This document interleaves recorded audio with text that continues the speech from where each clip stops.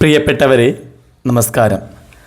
+1 ക്ലാസ്സിലെ മലയാളം ക്ലാസ്സാണ് ഇന്ന് ഞാൻ എടുക്കുന്നത്. ഒന്നാമത്തെ യൂണിറ്റ് മധുരം മനോജ്ഞം ജീവിതം. പ്രവേശക പ്രവർത്തനമായി ഗീതാഞ്ജലിയിലെ പൂർണ്ണമായില്ല എന്ന് തുടങ്ങുന്ന ഒരു ഭാഗമാണ് പഠിക്കാനുള്ളത്.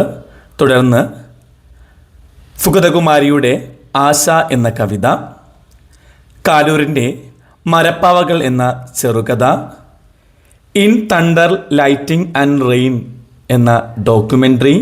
ഈ ഡോക്യുമെൻ്ററി തിരക്കഥ എഴുതി സംവിധാനം ചെയ്തത് രാജേഷ് ജെയിംസ് ആണ്. അതുപോലെ തന്നെ അടുത്ത പാഠഭാഗമായി വരുന്നത് വിശപ്പാണ്. എം കുഞ്ഞാമ്മൻ്റെ എതിര് എന്ന ആത്മകഥയിലെ ഒരു ഭാഗമാണിത്. മധുരം മനോജ്ഞം ജീവിതം.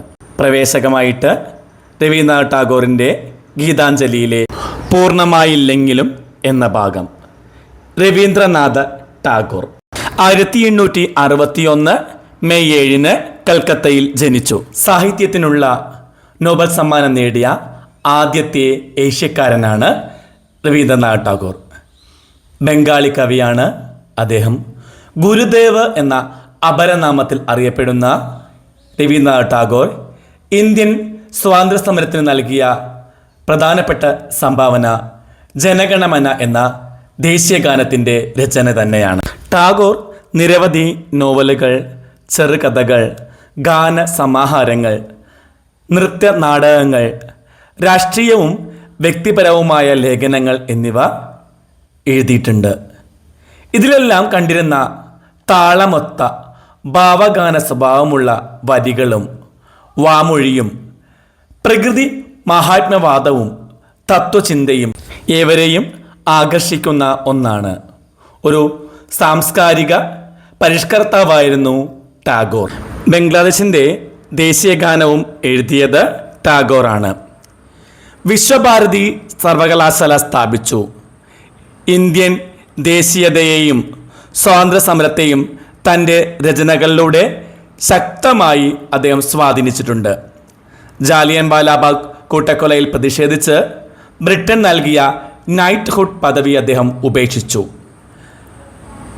കവിത, നോവൽ, നാടകം, ചെറുകഥ എന്നിവയിലാണ് അദ്ദേഹം വ്യക്തിമുദ്ര പതിപ്പിച്ചത്.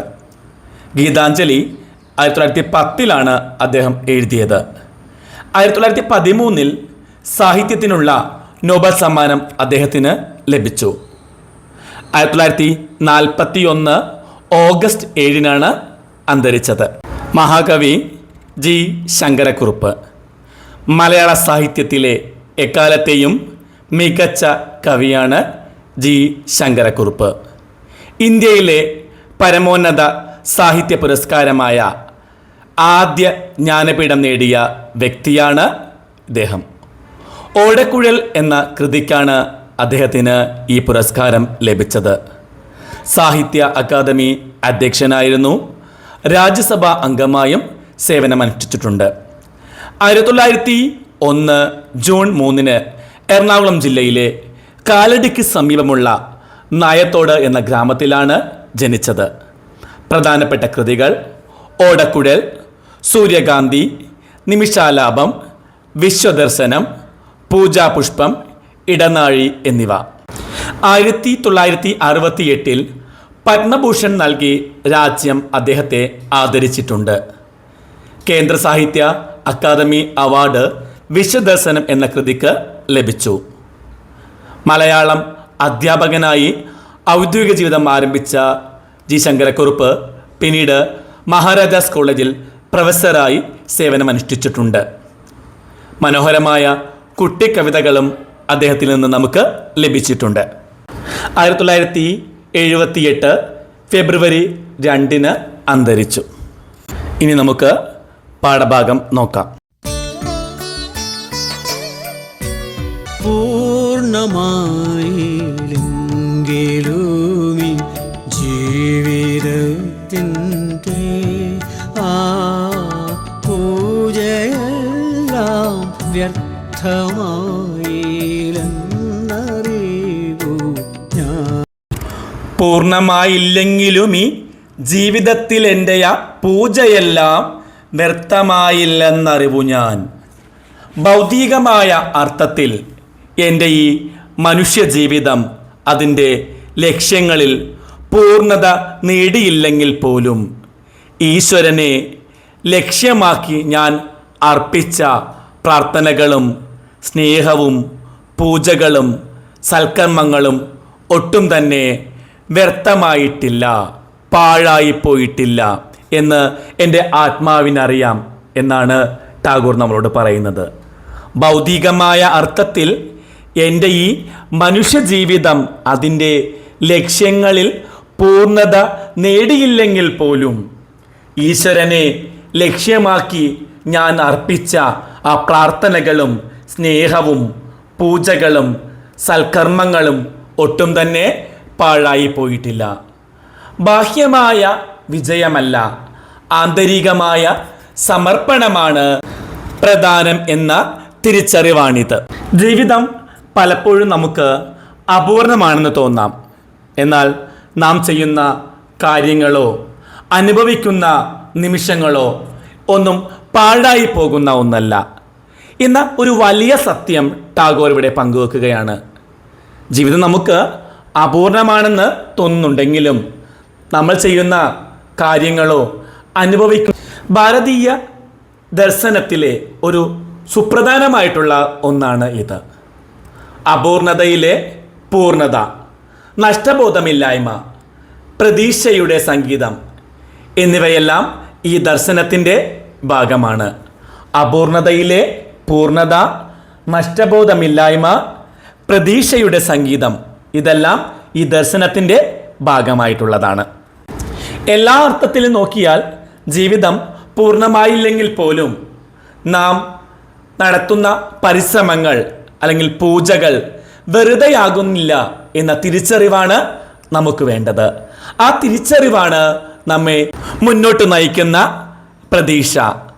അത് നൽകുന്നത് ജീവിക്കാനുള്ള ആശയാണ്. നാം നേടിയതൊന്നും ഒരിക്കലും വെറുതെയാകുന്നില്ല എന്ന തിരിച്ചറിവ് നമുക്കുണ്ടാകണം. നാം നേടിയെടുത്ത ഒന്നും തന്നെ നമുക്ക് വെറുതെ കിട്ടിയതല്ല, അതെല്ലാം നമ്മുടെ പരിശ്രമത്താൽ കിട്ടിയതാണ് എന്ന തിരിച്ചറിവ് നമുക്കുണ്ടാകണം.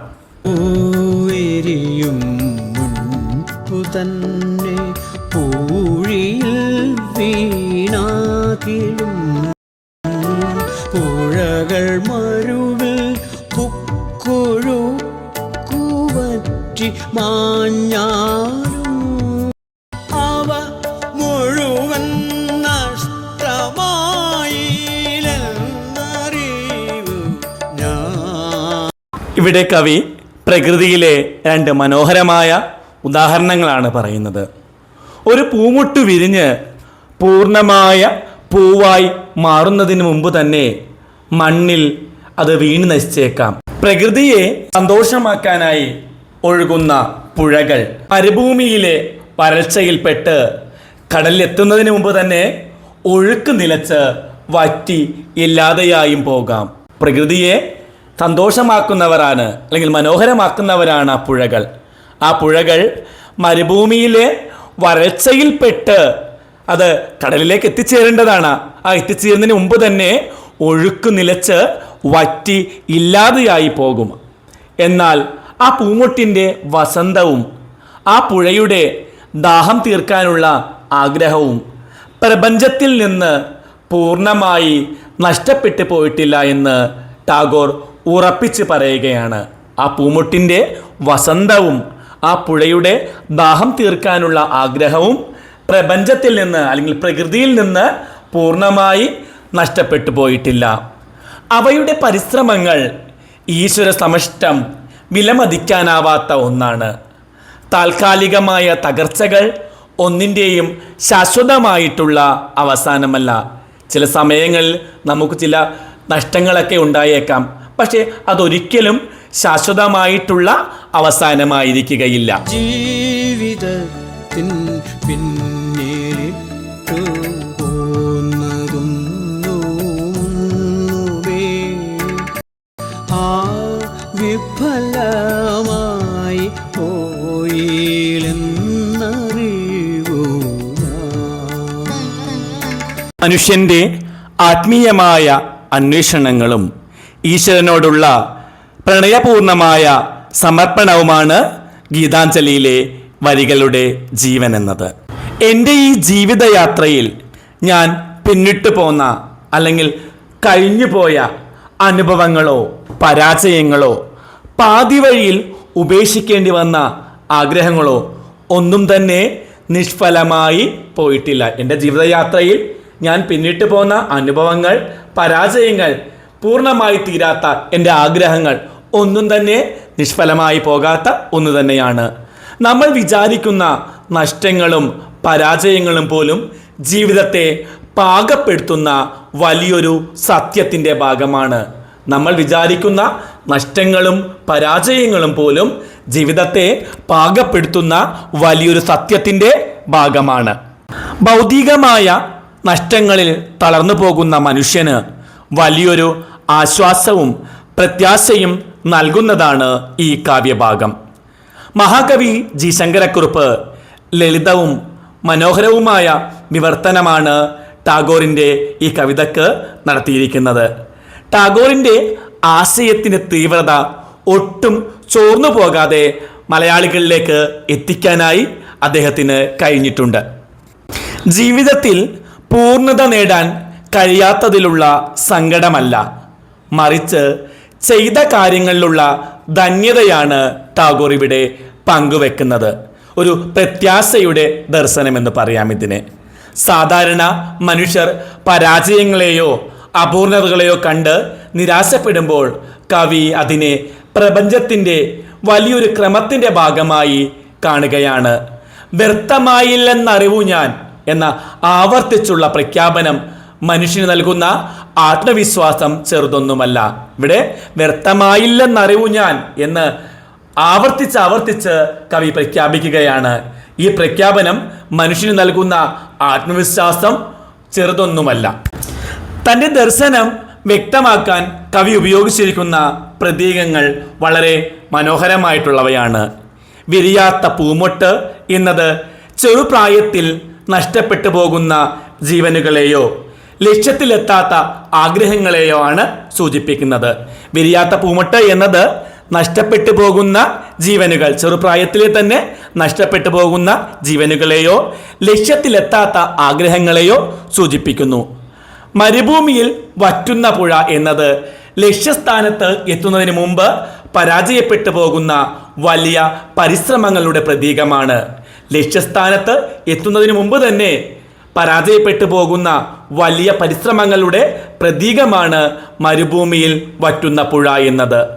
ബാഹ്യമായി നോക്കുമ്പോൾ ഇവ പരാജയങ്ങളാണെങ്കിലും പ്രകൃതിയുടെയും ഈശ്വരൻ്റെയും ദൃഷ്ടിയിൽ ഇവയൊന്നും പാഴായി പോകുന്നില്ല എന്ന ദർശനം കവിതയ്ക്ക് ദാർശനികമായ ഒരു ഉയരം നൽകുന്നുണ്ട്. ഈ കവിതയിൽ എന്നറിവു ഞാൻ എന്ന വരികളുടെ ആവർത്തനം കാണാം. അത് ഈ കവിതയ്ക്ക് ഒരു മന്ത്രത്തിൻ്റെ പാവനത്വവും സംഗീതാത്മകതയും നൽകുന്നുണ്ട്. ലളിതമായ പദാവലിയാണെങ്കിലും വായനക്കാരൻ്റെ മനസ്സിൽ ഒരു ശാന്തതയും ആത്മീയ ചിന്തയും നിറയ്ക്കാൻ കവിതയ്ക്ക് സാധിക്കുന്നുണ്ട്. ജീവിതം പരാജയങ്ങളുടെയോ അപൂർണതകളുടെയോ ഒരു കെട്ടല്ല, മറിച്ച് ഈശ്വരനിലേക്കുള്ള ഒരു നിരന്തര യാത്രയാണ് എന്ന് ഈ കവിത നമ്മെ ഓർമ്മിപ്പിക്കുന്നു. നമ്മൾ ചെയ്യുന്ന ചെറിയ സൽക്കർമ്മങ്ങൾ പോലും പ്രപഞ്ചത്തിൽ എവിടെയോ അടയാളപ്പെടുത്തി വെക്കുന്നുണ്ട് എന്നൊരു വലിയ ജീവിത ദർശനമാണ് ഈ വരികൾ മുന്നോട്ട് വയ്ക്കുന്നത്. നമുക്ക് ഇന്നത്തെ ക്ലാസ് എന്നാൽ ഇവിടെ അവസാനിപ്പിക്കാം. മറ്റൊരു ക്ലാസ്സുമായി കാണും വരെ എല്ലാവർക്കും നന്ദി, നമസ്കാരം. ക്ലാസ് ഇഷ്ടമായിട്ടുണ്ടെങ്കിൽ ലൈക്കും ഷെയറും കമൻറ്റുമെല്ലാം പ്രതീക്ഷിക്കുന്നുണ്ട്.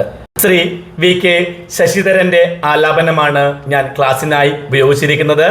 അദ്ദേഹത്തോട് പ്രത്യേകമുള്ള നന്ദി ഈ സമയത്ത് പറയുകയാണ്.